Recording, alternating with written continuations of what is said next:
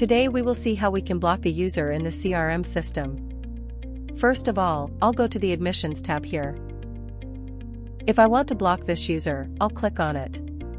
I can see on the upper right corner the red block icon. Upon clicking on it, I can attach my findings and write a brief reason. And I'll submit the request. Upon submitting the request, you will see that the admission is blocked and we cannot perform any tasks on it. Even its application will be blocked. We cannot perform any task on its application. Also, even if someone wants to create another admission using the same passport number, they'll be unable to do so. If we convert this lead to admission and use the same passport number,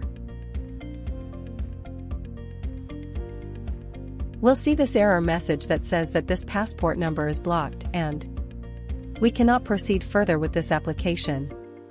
In order to unblock this, we'll go to the Contacts tab and here I'll search this passport number.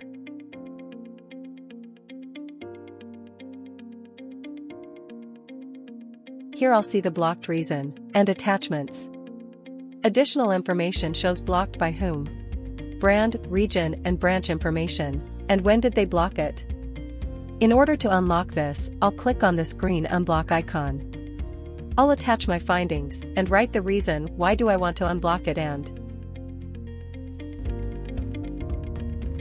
I'll submit the unblock request for further review.